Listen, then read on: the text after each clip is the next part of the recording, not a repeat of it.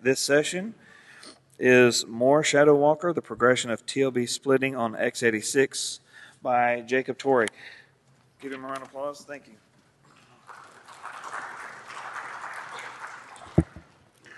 Morning, my name is Jacob Torrey. I'll be showing how Shadow Walker and a few other tools have been used and kind of show the evolution of TLB splitting and also what TLB splitting is for those of you who don't already know and how it's evolved over the years. You're welcome to follow me on Twitter. I know I'm figuratively standing in between you and lunch or the fun that will be standing in line for your DEF CON badge right after this. So I appreciate you being here and taking the time out. So really quickly about me, I lead a group of researchers out in Denver for a company called AIS. We do really low-level stuff, so since I've been there, I've written SMM handler / rootkit, my own BIOS, hypervisor, that kind of stuff. And I like the outdoors as well. That's why I moved out to Denver. A couple pre-talk notes. I cover some very technical stuff, so if I'm not making myself clear at any time, please feel free to jump in politely, and I'm happy to clarify. The rotten fruit and the heckling session, that will be saved towards the end. I have a slide for that.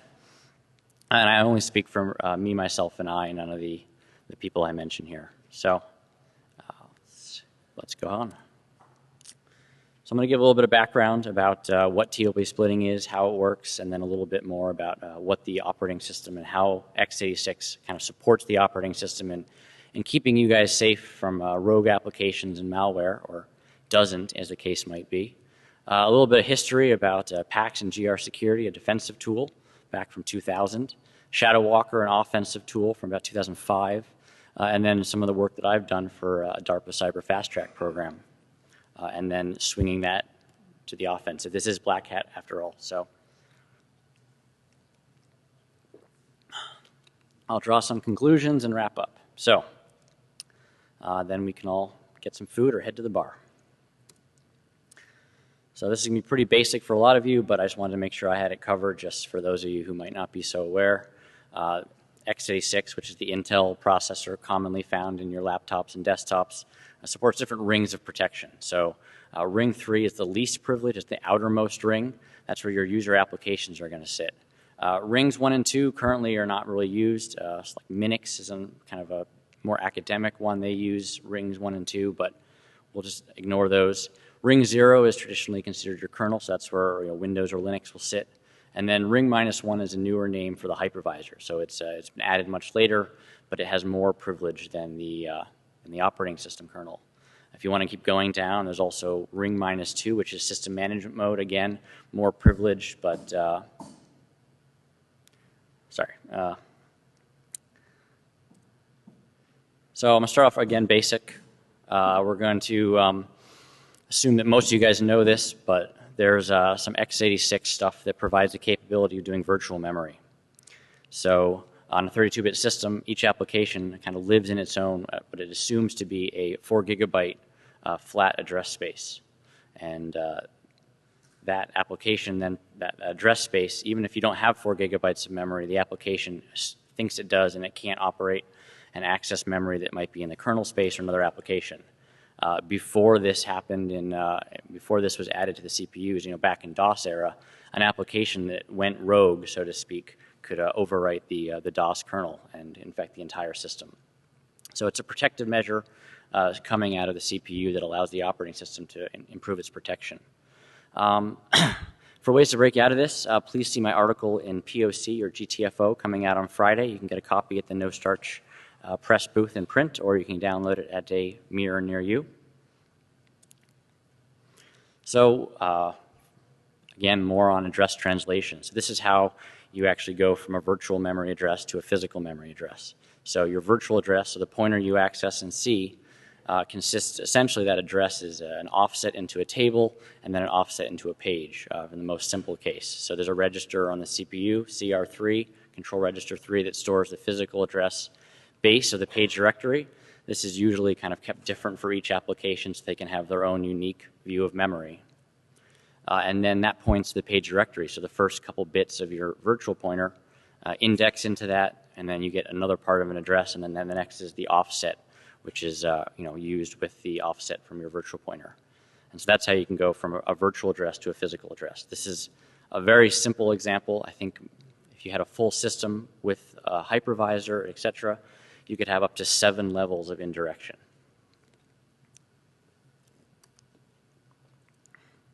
This is really slow, as we know. Memory takes a long time to access compared to cache. And so if you're accessing 1 byte of memory from a certain page that hasn't been accessed recently, you're going to have to go get the page table, look through that, and get a pointer to the page, the next level, and kind of proceed back and forth. So you might be hitting RAM or waiting on RAM up to like 7 times.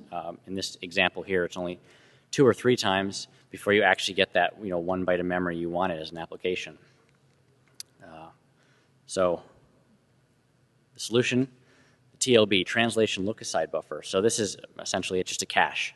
So when you're accessing memory, is if it's already been accessed recently and then it's stored in the translation look-aside buffer, fantastic. You just use that mapping that's already stored there and you can proceed. Otherwise, you walk through the tables and then you save that mapping and you proceed. So this is how everything is advertised if you read the software manuals or if you read some of the tutorials online. But in order to actually optimize this, so this is going from a logical TLB, is a logical unit in how the CPU works. If you're going to go and actually look at that, if you take a CPU and look at it, in an X-ray or whatnot, you're actually going to see 2 TLBs, if not more. And so you're going to have a data TLB, which is closer to your data caches, and then you're going to have an instruction TLB, which is closer to your instruction caches and all your instruction fetch logic. They operate in sync 100% of the time. So it's essentially a von Neumann-esque architecture. So your view of memory, if you're looking at it as data and as code, are going to be this consistent. So this makes perfect sense for most of you. If you access virtual address 0x1000, and you read that instruction and you just assemble the first instruction and then you jump to it, you're actually going to execute that. What we're going to talk about today is desynchronizing or splitting the TLB. So in Shadow Walker or PAX, you'll see in the second diagram that your data TLB will point to a different region of memory than your instruction TLB. So this kind of gets into that more of a Harvard architecture. So if you guys play with some embedded stuff, the AVR is a Harvard architecture. So what might be at pointer 1000, if you read it as data, would be different than if you actually jump to it. And so you'll see how this is used for both good and ill throughout the talk. Here I've shamelessly stolen a block diagram from the Intel software developer manuals showing that, in highlighted in red, you have an instruction TLB and a data TLB. And in pre-Nehalem architectures, this is what this talk is covering so far. So this is up to and including Core 2 Duo. So this right here is the procedure for how to actually do the split. So what you're going to do is you're going to trap on some kind of fault. So a page fault handler or a general protection fault. You're going to determine if that fault happened because of a data or an instruction fetch. So there's a couple different ways you can do that. If it's a page fault, there's an exit condition that's pushed on the stack that says if it's data or instruction. Or you can check the EIP and the faulting address in CR2. You can figure that out essentially. And then you prime the proper TLB by either setting data access bits in the page tables and then reading through that to put that memory into that mapping into the data TLB, or you can set the trap flag, which will put the CPU into single stepping mode, and then execute that one instruction that was faulting, which will then prime the ITLB or the instruction TLB.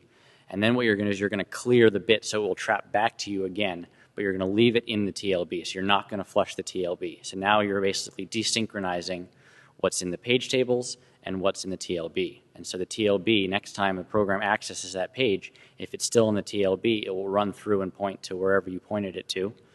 And if it's not, if it gets cleared out because some other mapping has taken its place, it'll jump back and you'll have to repeat this process. Are there any questions yet? I know this is pretty low-level stuff. I gave a talk at B-Sides and no one asked any questions, and then as soon as I said, okay, thanks, everyone got up and formed a line to ask me clarifying questions because they were too embarrassed. So please, if you have a question, jump in. If not, yeah.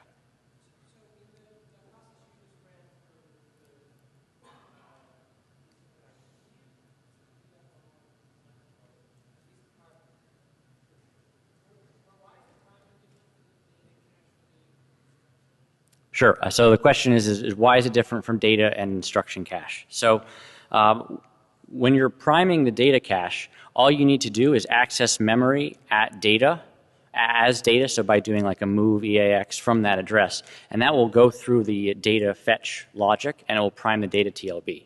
And so you can do that right in the kernel. It's very easy to do. And then to do it, and so usually what you're doing here is that you're paging out the memory in the page table so it will fault to you. That's kind of the first step. That's how you get the trapping.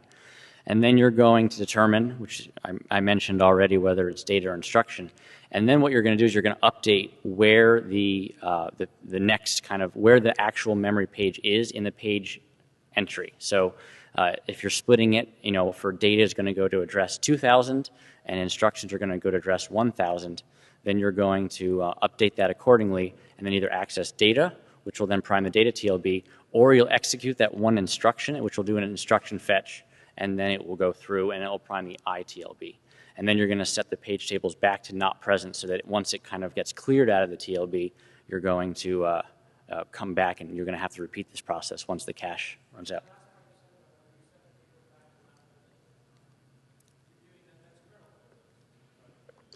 Yeah, so this is running as either a page fault handler or a general protection fault. This is all happening in the kernel right now.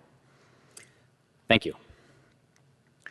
All right, some history. So 2000, PAX, GR Security, they came out with something called Page Exec. So that's, if you're not familiar with PAX, it's pretty impressive stuff. It's a set of Linux kernel patches that kind of improve security, and they've stopped stuff that, you know, people like the Futex bug and stuff like that. They've had some defenses against that, like from way, way long ago. And so the one we're going to talk about is there a capability called Page Exec. And so what that was is it was a set of patches that allow you to emulate the no execute bit on systems that didn't actually have the no execute bit hardware. So if you're not familiar, no execute is exactly what it sounds like.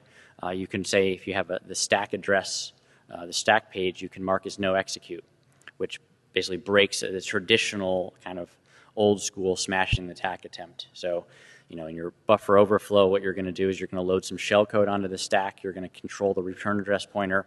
You're going to go back and execute that on the stack. So the no execute bit on modern systems will prevent that from happening, which has kind of driven the move to return-oriented programming, return to libc attacks, because that way you're not actually executing on the stack. You're just controlling execution to go to other locations for you.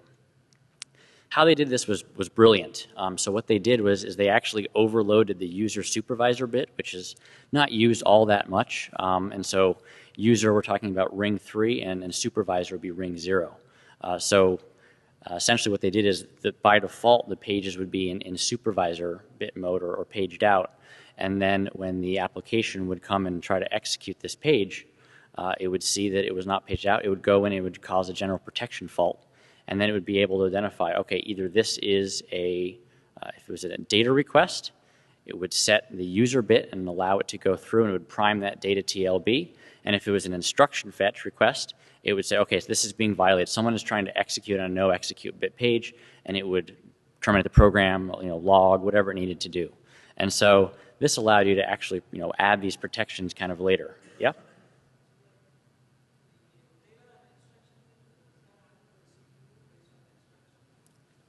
Repeat the question.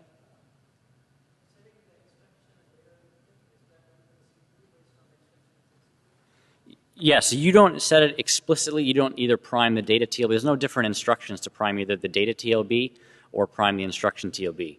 You're doing that kind of transparently by either accessing data through the data fetch logic, which will defaultly, you know, which will automatically prime that.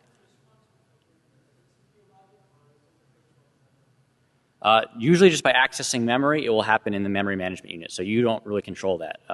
Other processor types like Spark, you can actually write T codes and you can change how that logic is done, but on x86 it just happens, it's in the microcode. Yep. This worked on pre-Nehalem CPUs. There's really no point for it now because almost all systems have no execute bit done in hardware. Saves you some performance stuff. And then the nice thing about this from a performance standpoint is that since you're caching the TLB, every time that application accesses that page's data, so the stack, every time they push or pop from the stack, it's going to be in the cache and it's not going to have to go through this whole process until it falls out. Jumping ahead 5 years and swinging from a defensive capability to an offensive capability, Jamie Butler and Sherry Sparks came out with the Shadow Walker rootkit. Pretty well known. I'm guessing probably some of you have heard of it. It was a memory hiding rootkit. So rather than just denying access to, say, an instruction fetch versus data fetch, it actually pointed where the memory was accessed to different locations. And so originally it was protecting the FU rootkit. And so what it would do is it would split the TLB so that if there was some antivirus software out there that was scanning kernel memory and checking it against a known good signature or looking for an obvious patch or deviant, it would access the read-write version that was split and pointing to the legitimate kernel. But if you were to actually jump to that address, you'd be accessing the patched version, and then you'd be running the rootkit. And so it's a very clever way to kind of hide what was going on. And the only way to see it was to do some kind of behavioral analysis to see if the state had changed kind of while it was executing. So very clever, again, pre-Nehalem CPU.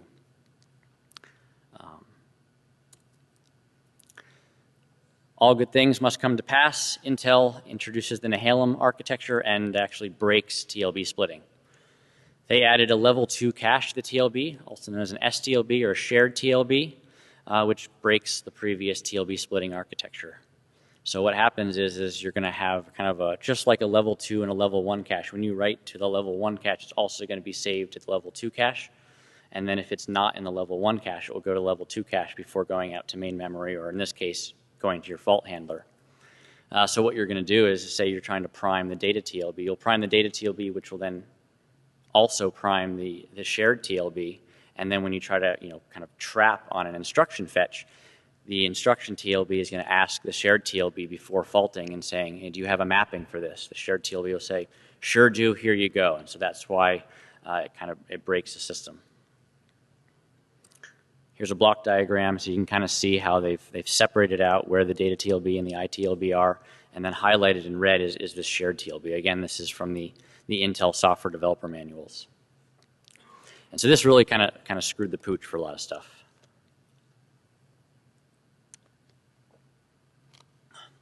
I don't think I'd be standing here and telling you this if that was the end of the talk. I'd probably also have done a 20-minute talk rather than a 50-minute talk. So now I'm going to go through a little bit more background to kind of take you from where we are now to how we're able to do this now in new Nehalem and newer CPUs. So for that, we're going to need a few more technologies from Intel. So we're going to need EPT, which is the extended page tables. So these add an additional layer of translation. So now you're mapping not a virtual address to a physical address, you're mapping a guest physical to a machine physical. So if you can imagine splitting it up, each guest will run their translation from a virtual pointer to a physical pointer, and then it will run through the EPT page tables and go from that guest physical to the actual machine physical, which then goes out into RAM. Rather than triggering a page fault, it's going to trigger an EPT fault. That's a VM exit, so it goes right to the hypervisor. So now we're talking about hypervisor, not kernel. We're talking ring 0 or ring -1, not ring 0. And this has actually been really great. It's a great performance improvement. It allows the operating system to manage its own memory and do paging to disk and everything, and as if it was running on the native hardware. And it also really simplifies a hypervisor. Before that, you had to kind of implement a shadow TLB in your own, and it was really hairy and very frustrating. So EPT made that much faster and much better. It also implements some new instructions to clear selectively or on purpose entries in the TLB. So obviously when you're doing a context switch from one process to another, any mappings that were there, you want to have them invalidated. Otherwise, say if you're in a kernel context and you map in some sensitive piece of memory and then you switch to an application, unless that's invalidated, that application will be able to access that region of kernel memory. And so you can then explicitly remove some of that, or when you do a process switch and you change CR3, almost all the entries that aren't marked as stay here when you do a switch will get wiped. Of all this, the most important one to realize is that it supports execute-only permissions. This is going to be very critical going forwards. So it's a much more granular permission set. You have read-only, write-only, and execute-only, and then any combination thereof. So keep that in the back of your head as we go forward. The next technology they added is VPID, so that's VM Process ID. So that extends each line in the TLB with a tag, a numeric tag. So the VM ID of the The hypervisor, the VMM, is 0. Your first guess might be 1, the second guess might be 2, etc. And that prevents the TLB from being flushed every time you switch from either the guest to the hypervisor to guest, or guest to guest. And that's really important because before this, just like when you have two processes switching, and you want to make sure that the TLB doesn't have mappings pointing to either the wrong place or to sensitive locations, the TLB would be completely wiped and flushed when you switch, when you do a VM exit or a VM resume. So what they did is they actually now, there's kind of like a sub TLB for each VM inside of the larger VM. And so you're kind of sharing some space there. So now our lookup diagram looks kind of like this. You access memory.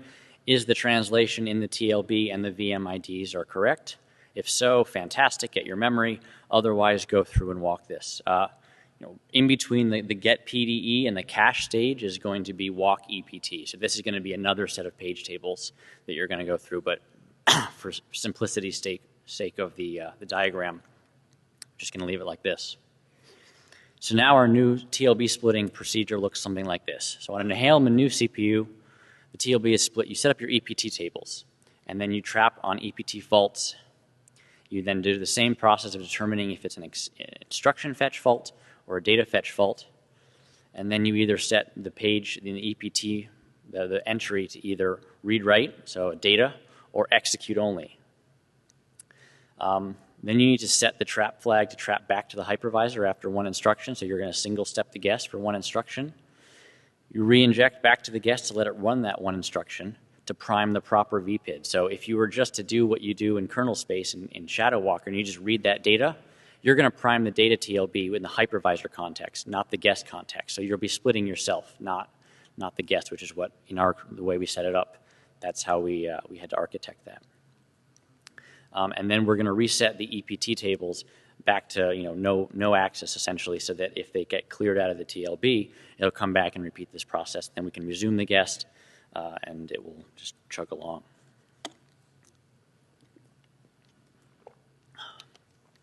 So that brings me to my Cyber Fast Track program, MoRE, measurement of running executables. So here we thought that we could use TLB desynchronization from Shadow Walker and PAX, that same kind of idea, to automatically separate data from instructions on like a shared memory page.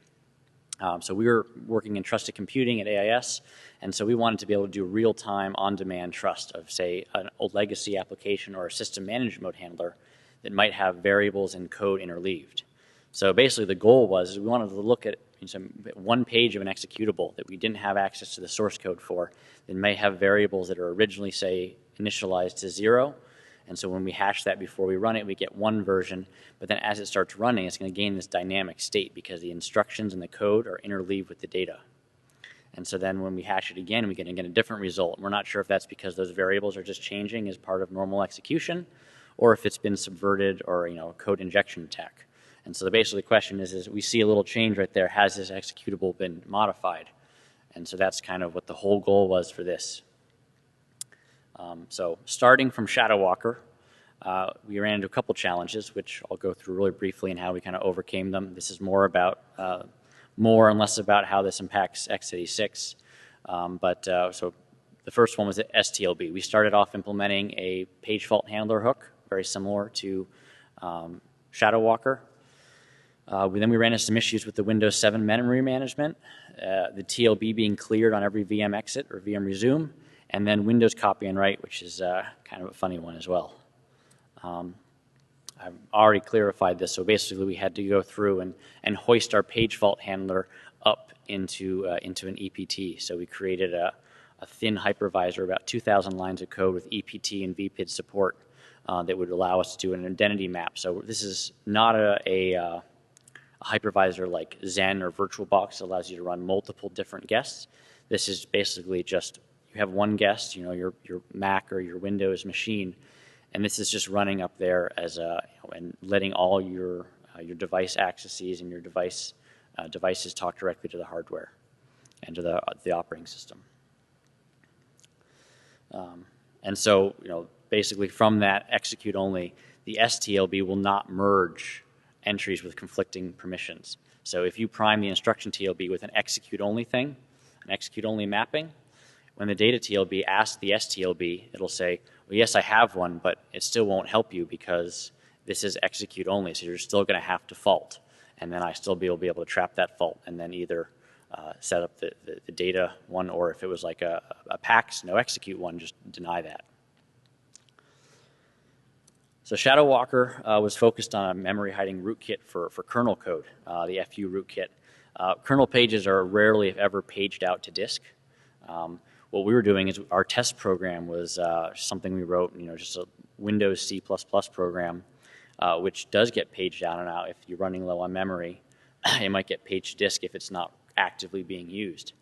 So that was an issue we had where sometimes we would be paging out memory, but it was still in memory. We were just marking it as non-present so we could trap on that. And then we would actually go and try to split it, everything, and then we'd realize that Windows had actually paged that memory out and it was on disk somewhere, and we would just crash the program. And then also, when you start mucking with the paging structures for user space applications, Windows gets a lot more finicky. I would say that Windows XP had a very much more laissez-faire approach and would kind of let you do whatever you wanted to. Though it appears to us from our development of moving from Shadow Walker and Windows XP to Windows 7 that somewhere in between that, the MS kernel team read a book on programming, and now they check their data before they just blindly jump to function pointers and stuff. So kudos to them, though it is a little more painful for us who aren't blessed with the source code to Windows, that we have to figure some more stuff out on our own.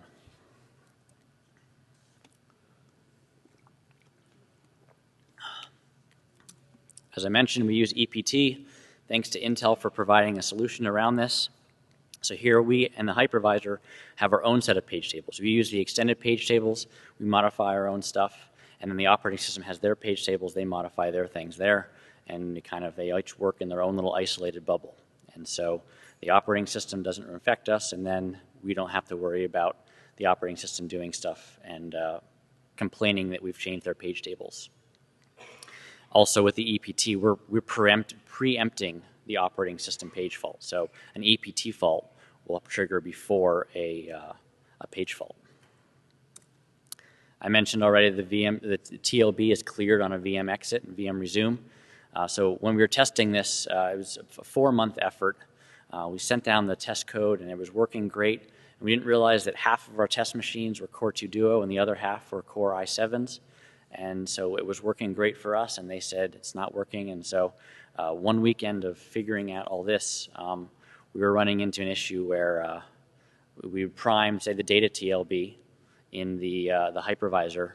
We would resume back to the guest, and it would be wiped. And then the guest would say, nope, you didn't do it, fault back. And so we'd just hang forever. So again, thank you, Intel, for VPID. Not only does it make us faster, it allows us to bypass that.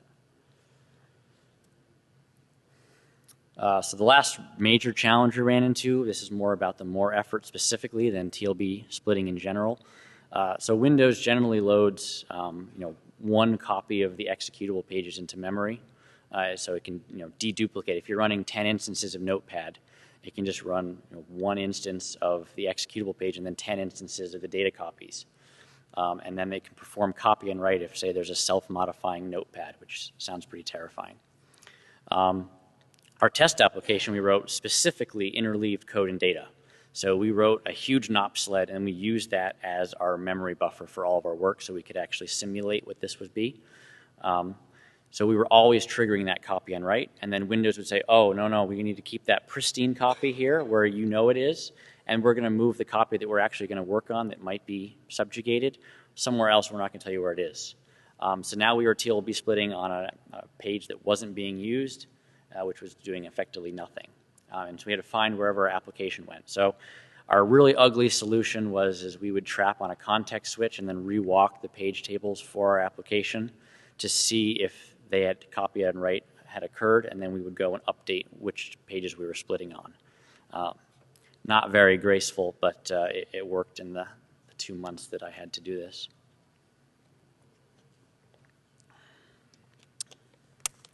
So real simple, STLB we overcame by using EPT, which has the more granular permission set. The Windows 7 memory management, again EPT, TLB being cleared on a VM exit and VM resume. We implemented VPID tagged TLBs, and then the Windows copy and write, we just brute force walking the page tables to make sure we can keep up with everything. Everyone good so far? Perfect. Yeah. Do what?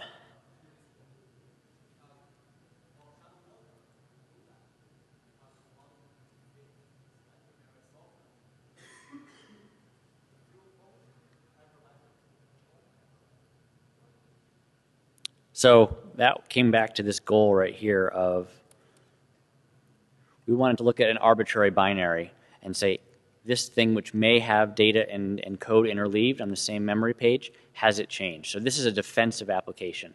So if you're familiar, a system management mode kind of is like BIOS that runs persistently.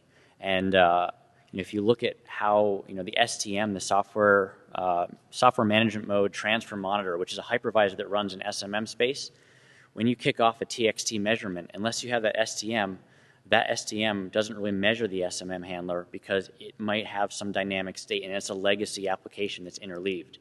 In this case, the STM could actually do this kind of TLB splitting and could actually use a legacy SMM handler but still get consistent measurements that when you do a late launch TXT measurement, you can actually verify all the code rather than just relying on your hypervisor security in your SMM, your STM.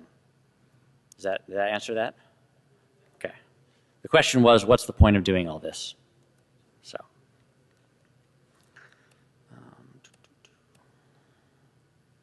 Oops. So what did we do? In about 2 months, we built a custom VMX hypervisor that we added EPT and VPID support that we could monitor process creation. So we were doing it all on Windows just to make it nice and easy.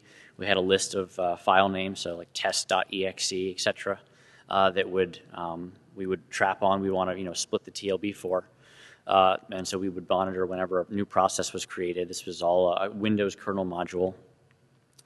Then we would VM exit on either a CR3 change, so we could walk through and look for any Windows copy and write activity, EPT violations and faults, which would go and we'd actually do the real splitting, and then the trap flags that we could we could resume and single stepping after we either prime the data or the instruction TLB of the guest. So like Shadow Walker, this is very obvious here. Basically, if it's a data and fetch, we're going to mark the EPT pages for that page as read-write and allow it for one instruction. If it's a code access, we mark it execute only for one instruction.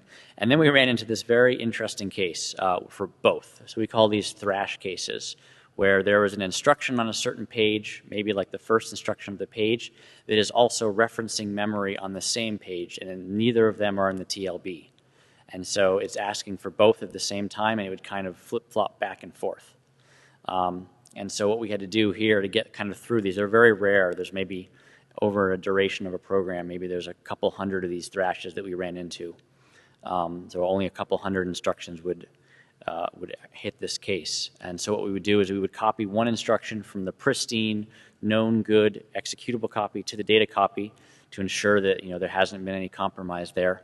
And then we would run it with full permissions for one instruction, and then we would reset it to no permissions and clear the TLB. So this allowed us to kind of break through those weird thrash points. So that's kind of just a weird one that we would kind of occasionally have this weird issue where it kept switching back and forth, where it was asking for data and then asking for executable and vice versa. So our results, we were hitting about less than a 2% performance hit on our test cases. Most of that comes from just kind of the upfront cost of setting up the TLB split. So the longer the program ran, the runtime hit was very, very small. We had one program that was almost too short to measure, even running by itself, so it showed up as a 98% performance hit just because you're talking about fractions of a second. We architected our hypervisor to have clear isolation of data and code, so something else could measure us. So if you fired off a TXT late launch, you'd be able to measure our code sections and make sure that it hasn't changed. And then also we could then re-verify, measure the trust of our application, test every 1/10 of a second was just some number I threw in. And as long as you weren't printing the results over debug view, it would work very quickly. The second you tried printing out every 1/10 of a second, the system crawled to a halt. And this was all with no modification of the application. So this is perfect for a legacy, BIOS. So we just we had one person write an EXE, and then we had one person, me, write the hypervisor for it, and we weren't allowed any recompilation or source access. So I have a very not so interesting video for you. So as we mentioned, dynamic applications kind of gain state as they execute, and this is these variables that are changing. And so on the right here is just a program we wrote. It just calculates pi very slowly, and all the variables are written to, let's see, can I pause this? Into our no-op sled that we put in. So this is a special application as well. We had to modify some of the PE flags that it would actually allow you to do this. Otherwise, the Windows would shut down the application. So here we have some stuff over there, and you'll notice on the left, I'm not sure how well you can see it or not, but the checksum is changing. You can take my word for it that essentially what we're doing is we're noticing that the checksum is changing as this application is gaining dynamic state.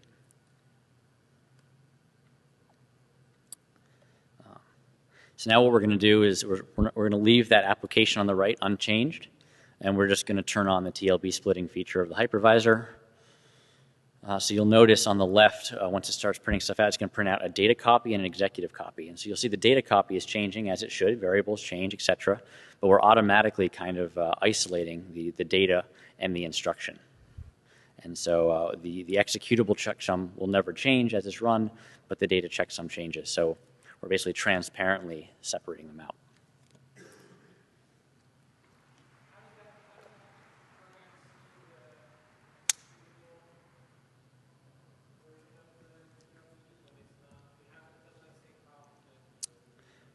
Very good question. So with this, we actually created a second mapping in EPT for our hypervisor to be able to get to that and as read-only, because that mapping was completely different. So we had to have like a second mapping to the executable page. Otherwise, we would go through the same process. Additionally, since we're running in the measurement routine right here coming through is happening in the hypervisor context. So it's a different VPID. It's just being piped through to debug view in the guest. But yeah, very good question. Against what? Oh, I'll get there. So with that perfect segue, more Shadow Walker. So as Dan Gear very eloquently pointed out yesterday, there's a lot of dual use technology. So every tool you have out there you can use for good or evil, so to speak. And TLB splitting is a perfect example of this. You can use it for offensive or defensive, as we've shown with PAX and MoRE as being defensive, and then Shadow Walker and now more Shadow Walker with the offensive. So basically what I did is I just took out all the trusted computing stuff in the MoRE hypervisor, and it allows you to do essentially the same thing as a Shadow Walker. And so this would, in theory, be able to bypass PatchGuard, because when PatchGuard or any other kind of kernel integrity monitoring is going to read that, they will read the unchanged version, but if they actually jump to that to execute, they will execute. So basically the gist of this is you can split arbitrary pages on a new Nehalem and newer CPU. Any other questions? There's one question I'm hoping someone's going to ask right now.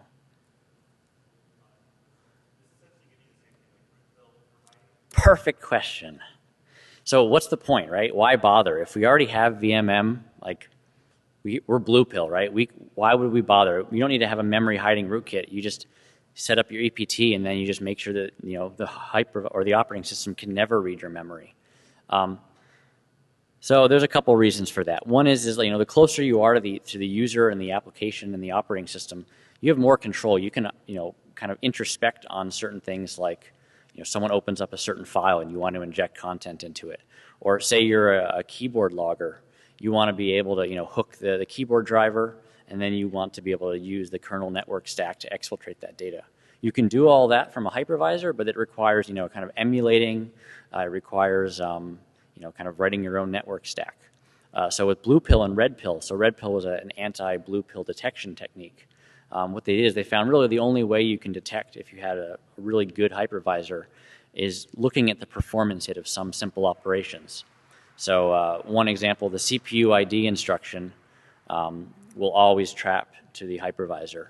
And so usually it takes like 7 clock cycles, but now you're doing an entire context switch to a hypervisor, take a lot more. Okay. So the less stuff you have in VMM, the better. And so this also can be applied to system management. I mean, I've written a system management mode rootkit, but once you're up there, I mean, yes, you have full privilege and you can do anything, but that means that you now need to like write your own operating system, your own network stack to be useful. And so also you have just a huge library of existing stuff out there that you can just kind of reuse. There's a whole bunch of really cool rootkits out there. A lot of them you can find the source for. You just kind of wrap this up in the MoRE Shadow Walker and you're good to go. And then also just the last one, just synthetically, just to show you that it can be used, you know, for good or evil, depending if you're a merchant or death or a white hat. So that I'm just going to kind of conclude that the gist of this is that x86 has gotten so complicated that you can now affect huge apparent architectural modifications. So in this case, switching from a von Neumann architecture to a Harvard architecture or an apparent Harvard architecture just through software. So a lot of researchers, they use OpenSpark, which is an FPGA, you know, and so they can make different changes to how certain things happen. A lot of this now can be done through software. I would really be interested in someone writing a thin hypervisor research idea for any grad students that can, on an SMP system or a couple SMP systems, can boot up and appear to look like a NUMA system where you have your memory zones, you know, kind of isolated to each of your clusters. So you'll be able to boot one operating system across multiple machines in a single system image. Another example of the complexity, the memory management unit is actually Turing complete on x86. This was shown by Sergey Brodis and Julian Bangert, showing that you can configure your page tables in such a way and then cause a page fault and simulate any Turing machine without ever executing an instruction. So you don't even need a CPU to be able to run programs on x86 because the memory management unit is so complicated. And this is happening over and over and over again. These weird machines pop up everywhere. And then also, just as architecture evolved, and as you know, there's this cat and mouse game of the offense versus the defense. You know, new techniques come up to bypass things. So this is a classic example. The NX bit came out and stopped the classic smashing the stack attack. And now you have ROP, and then there's Emmet. And I just saw a great talk yesterday about getting around Emmet and still being able to do ROP attacks. And so, really, this just shows that, you know, as the things progress, you know, don't give up as soon as they say, okay, we fixed this exact technique. And so there's probably a new way to do it. The code for both the hypervisor that was submitted to MUDGE for Cyber Fast Track that does all the trusted computing and measurement, that's going to be released open source, as well as the very simplified one that just you give it a virtual memory address and then the code page you want it to go to and the data page you want it to go to, and it'll do the splitting. That's going to be on this address. It's released this week, and since this week is not yet done, I actually haven't uploaded it yet, so it will be there by the week's end. A couple shout outs, so GR Security and PAX team for making Linux more secure, being way ahead of the curve. Jamie Butler for providing some guidance on the CFP program and how to get into Black Hat. And then Mudge, he was at DARPA, now he's at Google or Motorola, for basically taking more from just an idea in my head to reality. And then my employer, AIS, for putting up with me when I disappear off to the third world for a month at a time. So with that, thanks for listening. You guys can now heckle and any rotten fruit. And then I'm here all week, so if you want to meet up or chat, shoot me a tweet and go from there.